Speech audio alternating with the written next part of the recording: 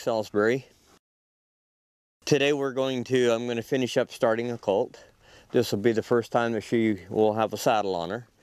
So we're at Guy Miller's. I've worked her one other time before, and we'll go ahead and make another step and get her saddled. Welcome to this Ride with Pride series video. In this episode, Max will demonstrate a technique he uses to prepare a horse for the saddle.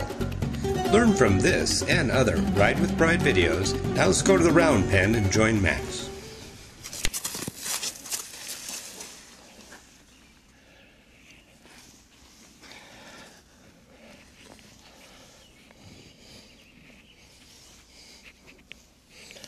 I don't want her to smell of me. Don't want her to look off.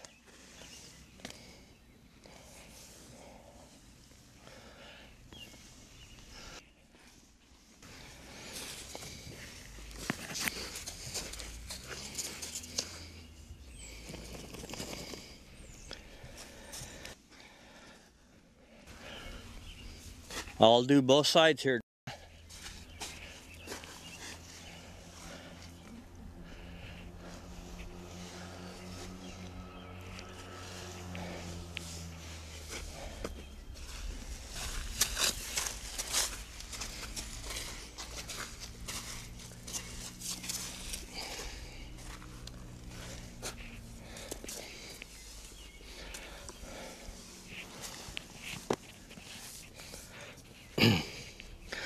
Sometimes I'm going to tie a bowline over here. Sometimes my lead rope is longer than, what's this, 12 foot, Donna? I believe so. Okay. Sometimes my lead rope is longer because they cover quite a bit of ground here.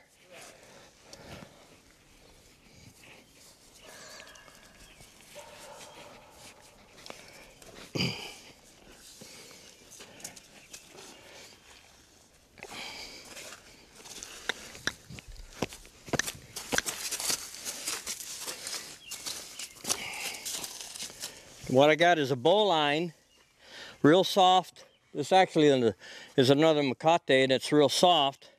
And it's 25 feet.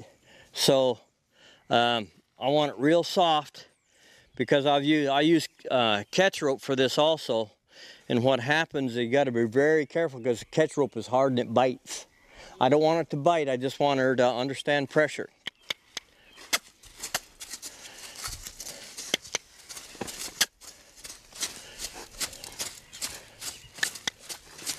So I don't know, you've never done this before, Donna?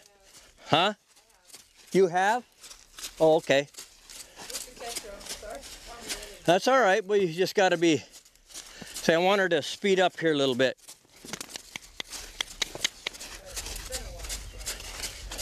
Have you put it back by the flank?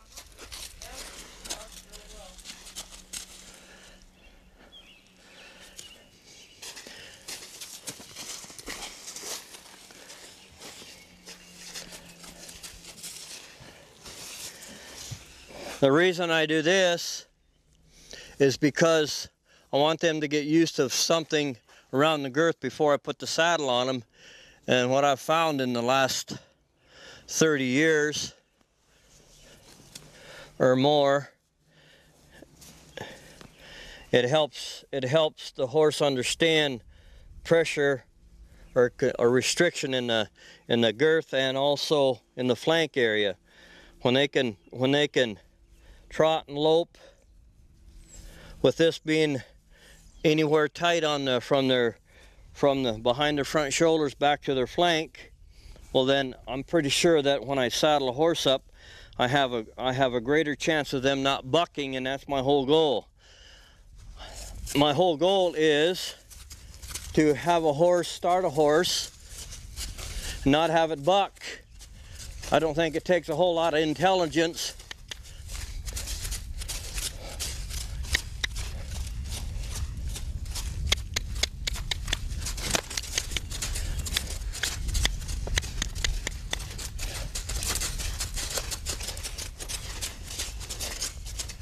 So I'm just going to keep pressure on it. Actually, if you want to work this right, when she starts to slow down, I release the pressure. release the pressure. Because when they buck, their feet get out of control, right? So I'm going to speed her up. Just lift it up slowly. You know, look at my hand. Look how tight I got that in my fingers. If she would go to buck, I wouldn't pull on it. I'd keep her off the fence with the lead rope, and I would just maintain the pressure until all 4 feet came back to the ground. See, she looks out too much. Yeah. So I want to slide that back a little bit farther. Atta girl.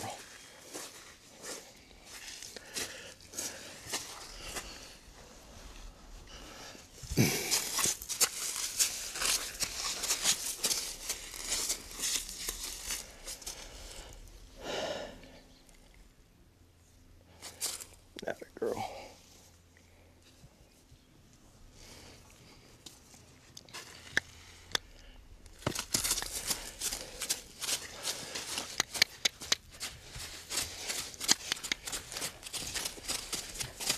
Just gonna hold it.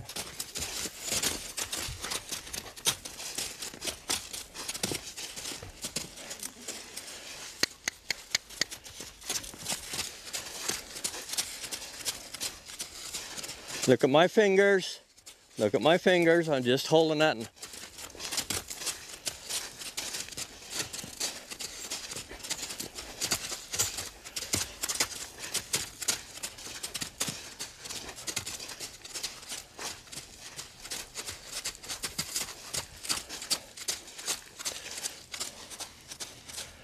That's better.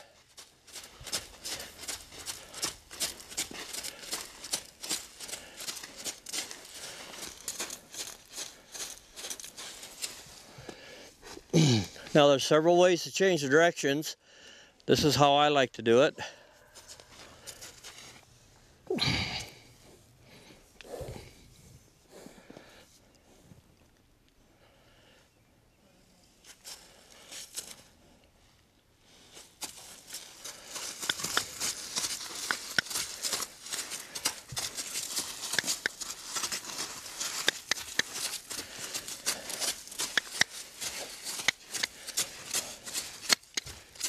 Get out there.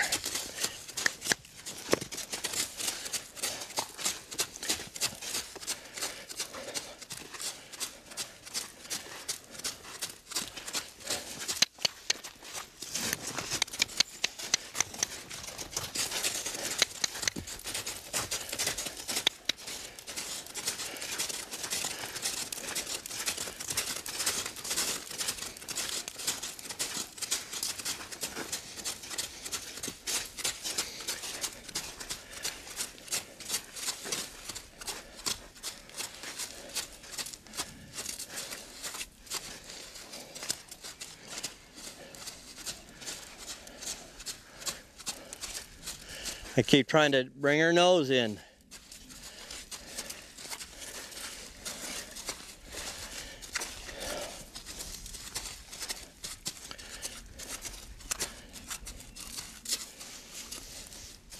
Now I'm going to pull on it.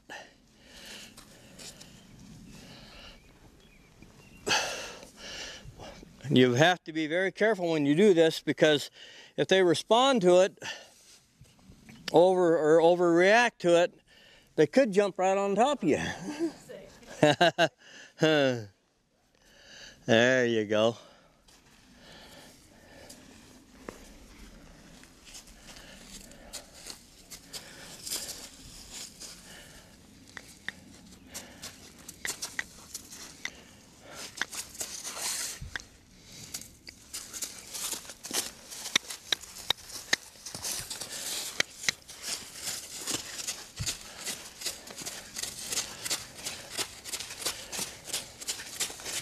Now I'm gonna pull on it pretty good.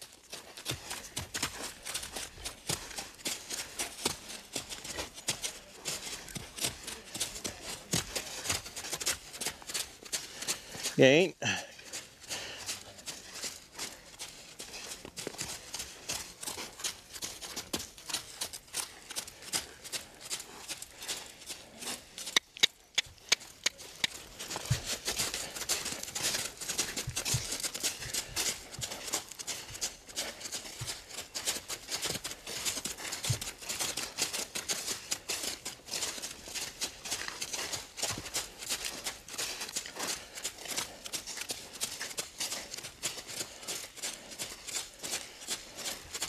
Now the other thing I do,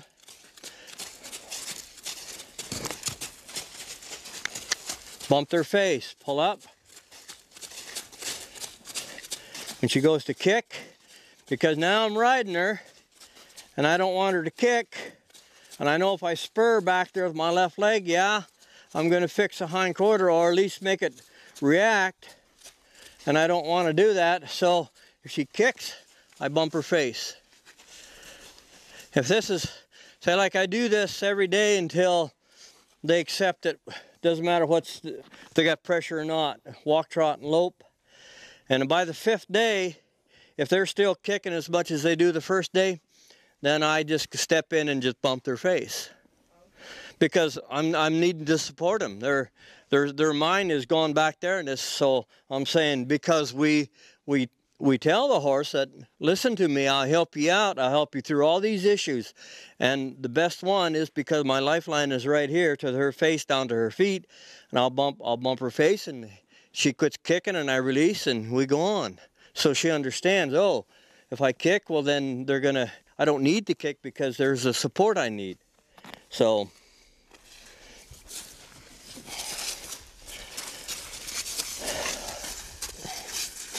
atta girl.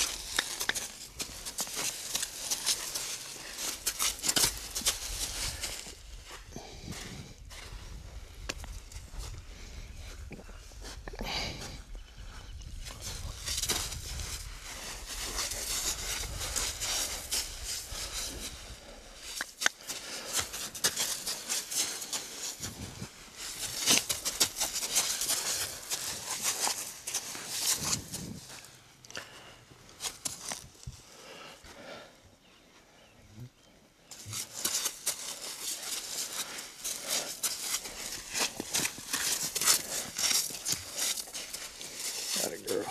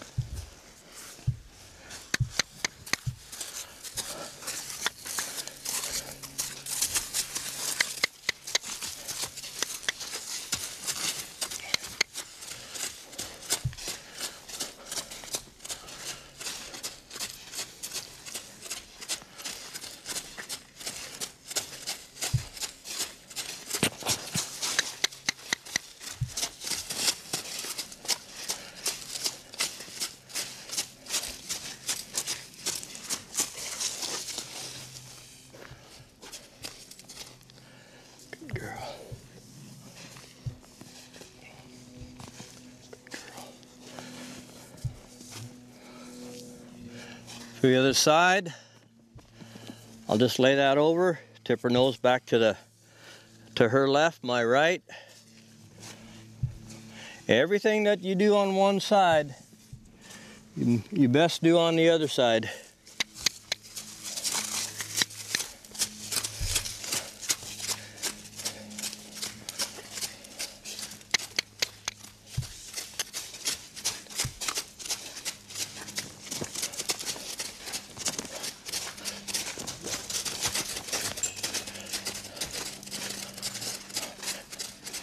Good girl.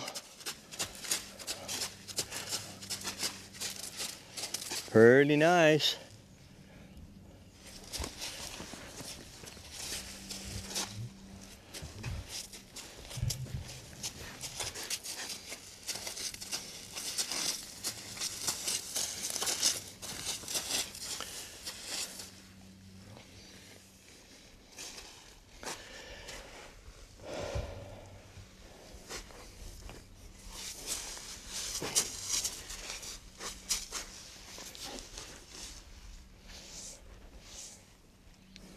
Atta girl.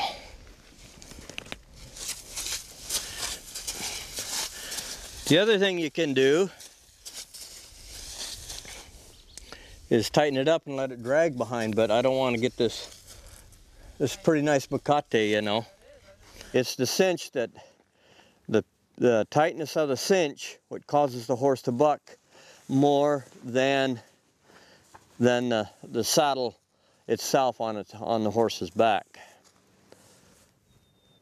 Not that they won't be afraid of it, but I really try to prepare my colts or any horse, because the last thing I want them to do is to buck.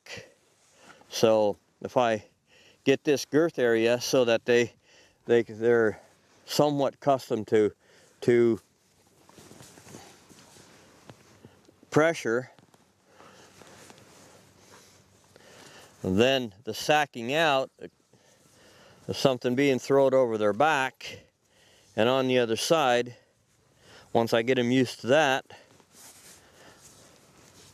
then I can pretty much saddle a horse. So here's the motion I'm going to make with the saddle. And it's going to bump around the other side. So I change. Once again, here's the saddle. I throw it up, and this soft rope doesn't slap them. And I'll put it all over her and let her see it out of that left eye.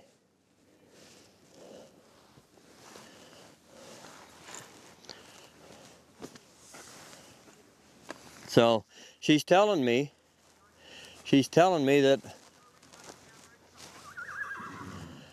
that she's ready to saddle for me. So that's what I'm going to do. All right, we're going to go ahead and saddle this filly, and it will be the first time that she's been saddled. So first of all, I'll go ahead and I just double my saddle blanket, come up, and I'll kind of carry the lead rope, and I'll just rub her all over. Actually, just like a grooming brush, I want her to think that I'm grooming her over again, and she can see it on the other side. Be very careful of doing this because the horse may jump to the left, or I mean to its right, and jump right on top of you. So read your horse. She's telling me that she's interested in it or curious, and she wants to check it out. I'll let her check it out for a few minutes, but once again, I want her to understand that no matter what situation she gets into, I will pick her up with halter, lead rope, the head stall, whatever I have on her face, and I want her to know that I'm going to support her through all her troubles and help her out of it. And this is again, this approach to a horse is that we're all the time searching to help the horse, support the horse, and take care of it, because the more we do that, the more secure the horse is going to feel with us, and that's what a horse is all about. The only thing they want to know is if we're going to keep them safe and secure. And everything is based on pressure release system, because that's what you've been seeing the last 2 days. So once a horse starts to respond to pressure and release system, they actually start to find comfort and relief.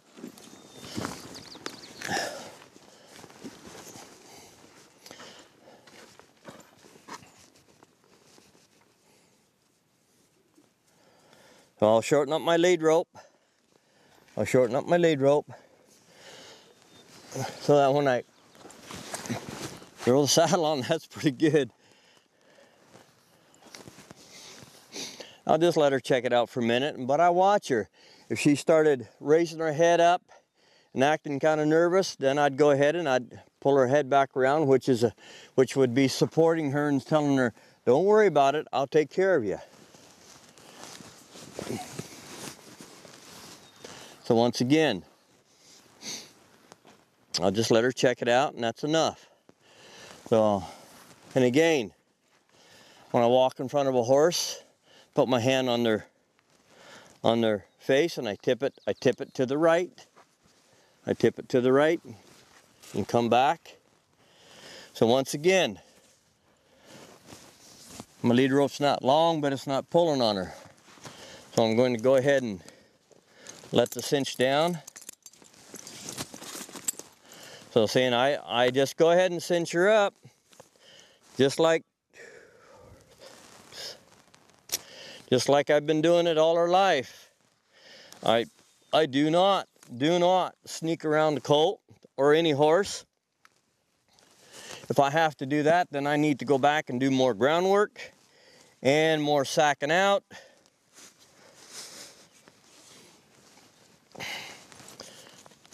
Because you start sneaking around a horse and it's going to get you hurt one day.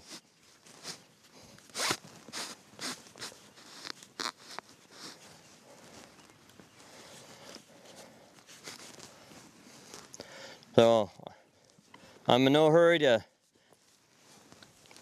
get to my girth.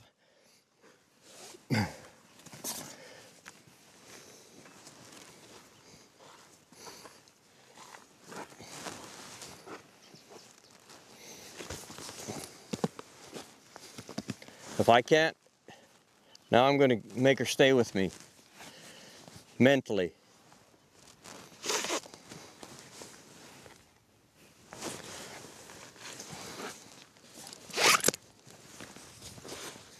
If I cannot make this noise around the colt or any horse,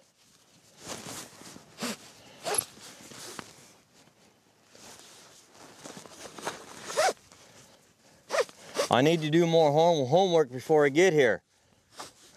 So I'm going to pull up with one hand, pull down with the other hand. So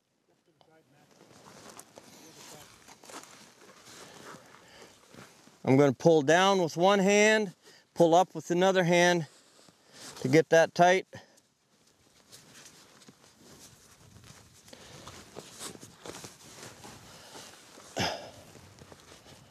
And then it's on there tight enough so that if she gets afraid and it takes me a few minutes to support her through the lead rope, and then I don't want the saddle coming off. Now the next move, I do the breast collar instead of the back cinch. Many years ago, it taught me that to always put a breast collar, especially on a colt. Because I didn't have a breast collar, done the back cinch up, and the colt was pretty thin, and the girth was bigger, was the biggest part of the horse's rib cage. Next thing I know, the colt took off and the saddle started sliding back. So now I got a bucking strap on my horse.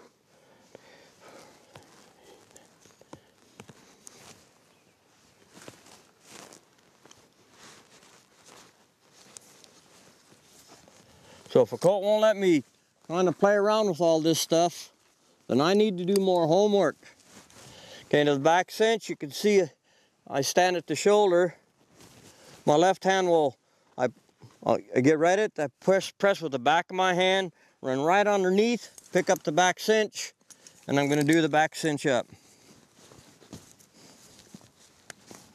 There.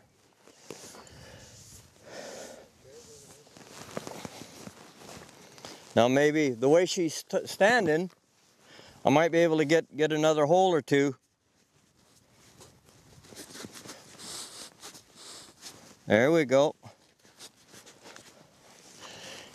If she was a little bit nervous, I would have undone the back cinch and the breast collar before I tightened her up. But she's telling me that she's okay right now, standing still. But we'll see what happens when I ask her to move.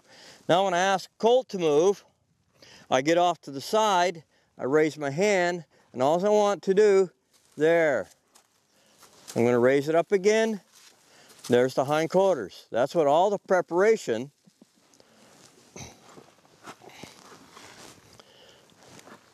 I'm going to tighten up this breast collar. You can see I'm a little leery of the saddle coming back.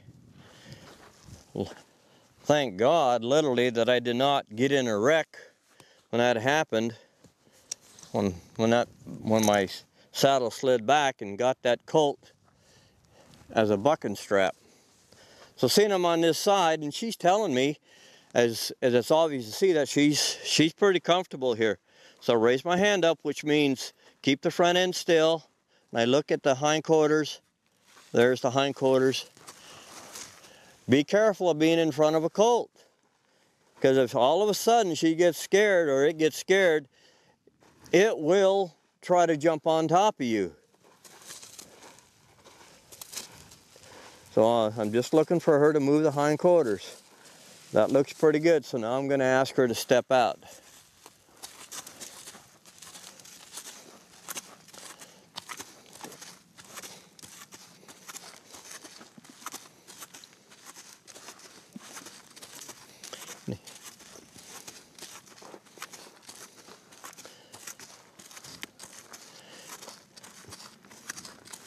Now when you change directions,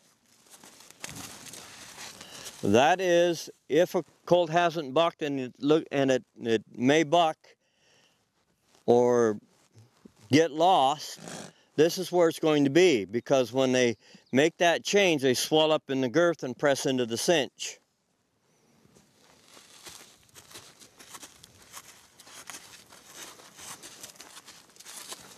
All right, she's telling me that, well, I'm going to try a little bit of a trot. And I really watch the ears, the head, and the tail. Her tail is telling me everything looks pretty good here. See it clamp down? When that tail clamps down, she's talking.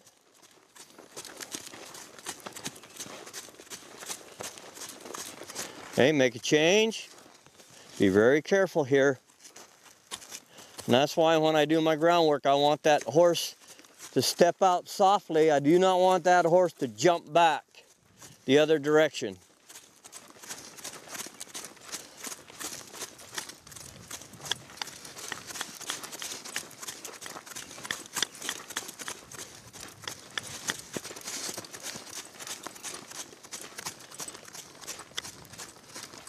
Make a change. And try to speed her up a little bit.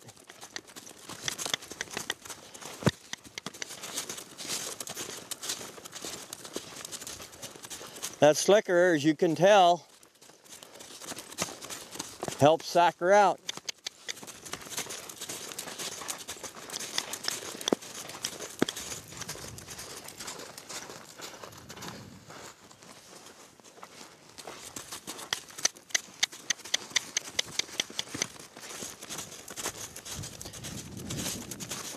Okay.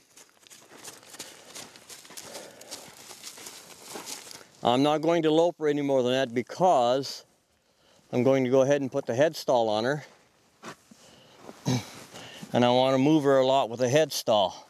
Actually, I'll move a colt more. Now, she's kind of talking to me a little bit. So this is how I would do it to tighten the cinch up.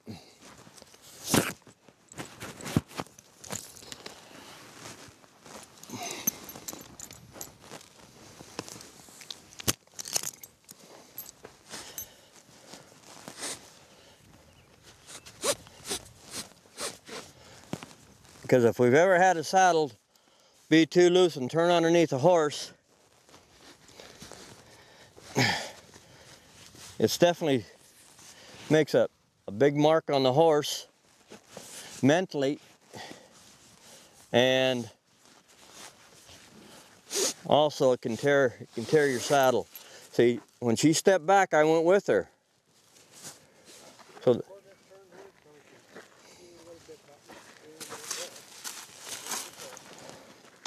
see if I can take her back.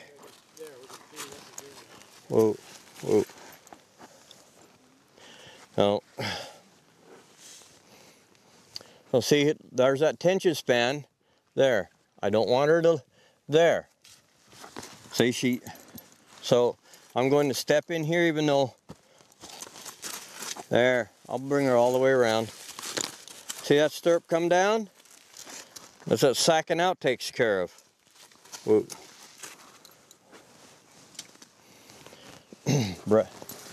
Breast collar first.